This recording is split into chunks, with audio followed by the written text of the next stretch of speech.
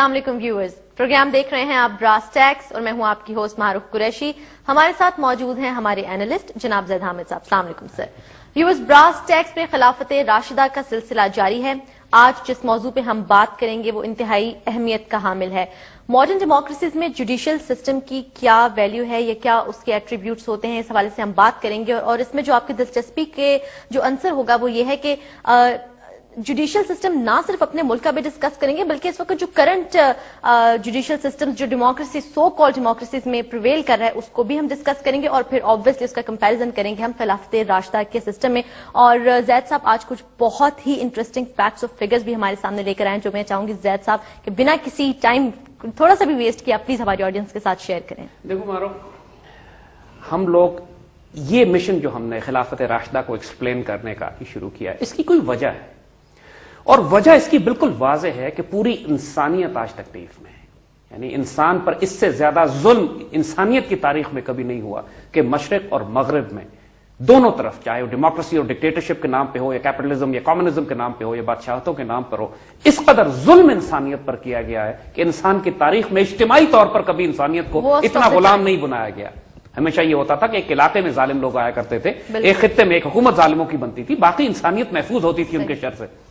انہوں نے جو فتنہ پیدا کیا، یہ جو دجال کا نظام قائم ہوا ہے، یہ جو زمین میں فساد برپا کیا ہے، انہوں نے کروڑوں اربوں انسانوں کو جس طرح یہ غلام بنا چکے ہیں اپنی پیپر کرنسی، اپنے اکنامک سسٹم، اپنے جوڈیشل سسٹم، اپنے انٹرنیشنل لاز کے تحت، اپنے political model democracy and dictatorship کے تحت. اب انسان کے پاس اور کوئی راستہ نہیں ہے سوائے اس کے کہ وہ اللہ اور اس کے رسول صلی اللہ علیہ وسلم کے بنائے ہوئے طریقے کی طرف لوٹے. We have to go back to our خلافت راشدہ. کوئی چوائس نہیں.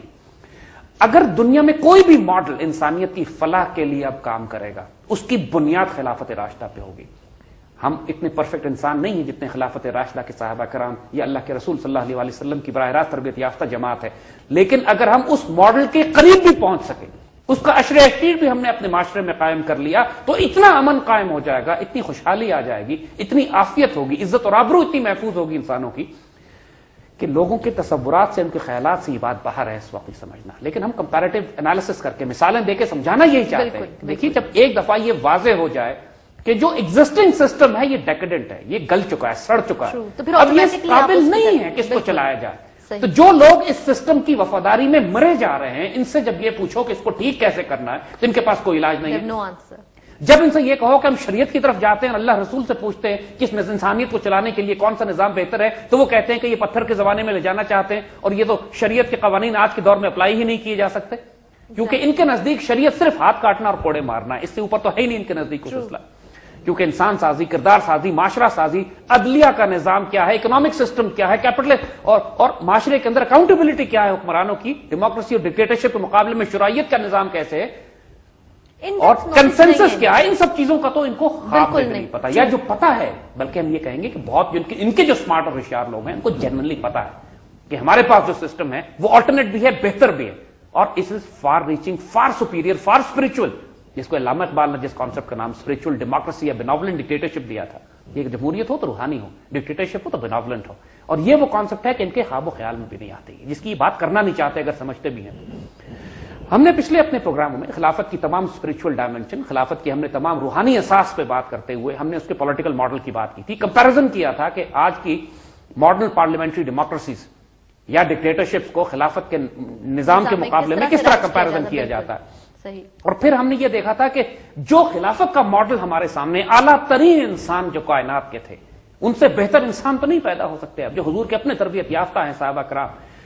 انہوں نے جو ماڈل قائم کیا، انہوں نے جو ایسی سلطنت قائم کی جو چین سے لے کے اسپین تک پھیلی ہوئی تھی. یہ بھی نہیں کہ وہ چھوٹی سی مدینے کی ریاست میں ہی سب کچھ کر رہے تھے. انسان اگر کوئی یہ کہے کہ جی ان کے پاس تو علاقات محدود تھا، ان کے پاس آبادی تھوڑی تھی، ان کے پاس بہت وسیع علاقہ تھا جس پہ حکمرانی، یہ تو خواب میں نہیں آج دنیا کا کوئی حکمران سوچ سکتا کہ اتنی بڑی ریاست، اتنی بڑی حکومت، اتنے بڑے وسائل، اتنے زیادہ لوگ اس دور کے لحاظ سے پریکٹیکلی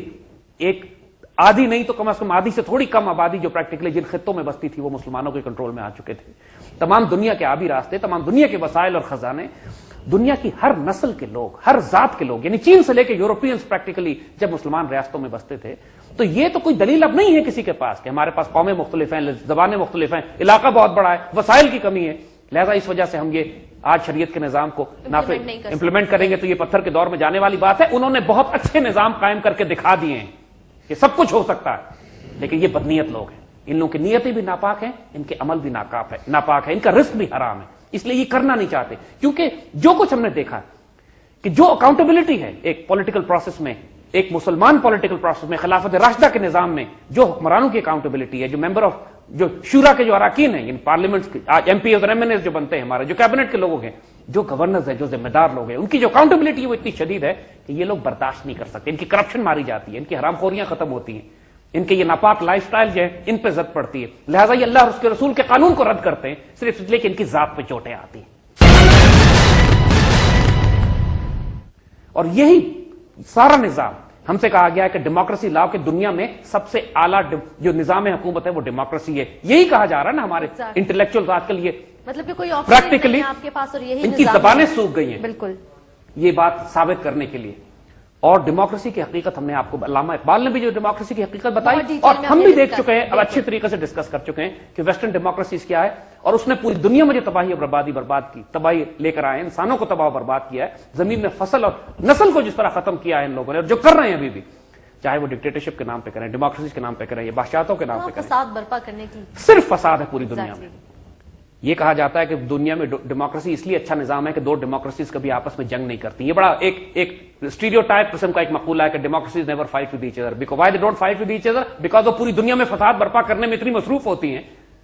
ٹائم ہی نہیں کہ ان کو آپس میں لڑنے کی ضرورت ہی نہیں ہے. کیونکہ یہ سارے کفر کا جو نظام اعلیٰ ترین system, capitalist system based democratic انہوں نے قائم کیا ہے، وہ پوری دنیا میں جو فساد برپا کر رہا ہے. ڈیموکریسی نیوکلیر بم پھینکتی ہے دوسرے ملکوں پہ، ڈیموکریسیز وہ کرتی ہیں جو امریکہ نے عراق پہ کیا ہے، ڈیموکریسیز وہ کرتی ہیں جو امریکہ افغانستان میں کر رہا ہے، بہت خطرناک عزائم. ڈیموکریسیز وہ کرتی ہیں کہ جو برٹش امپائر نے جو آج کی برٹش امپائر جو اپنے اکنامکلی جو اپنے آپ کو امپائر بنا کے پوری دنیا پہ قبضہ کرنے کی کوشش کر رہی ہے through the powers of Americans and اسرائیلیز، وہ یہ کرتی ہیں. اتنے ہاتھ رنگے ہوئے ہیں خون سے ان لوگوں کے انسانیت کے، یعنی جتنا استغفر اللہ العظیم، یعنی ناپاک اور پلید ترین حکومتیں انسانی تاریخ میں کل کے کہتے ہیں یہ ماڈرن ڈیموکریسیز اینڈ ڈکٹیٹرشپس. یعنی چاہے وہ اسٹالن کی ڈکٹیٹرشپ ہو، چاہے وہ امریکہ کی ڈیموکریسی ہو، انہوں نے جو انسانیت کا حشر کیا. اب ہم آتے ہیں ان کے تھوڑے سے جوڈیشل سسٹم کی طرف، ان کے عدالتی نظام کی طرف. صحیح. ہمیں دیکھیے ایک بات ذہن میں رکھیے گا، پولیٹیکل ڈیموکریسیز یا ڈکٹیٹرشپس صرف ایک پولیٹیکل آئیڈیالوجی نہیں ہے، یہ پورا ایک لائف سٹائل ہے، انسان کی پوری زندگی پہ انفلوئنس کرتا ہے. جس طرح اسلام صرف مذہب نہیں ہے، ایک دین ہے،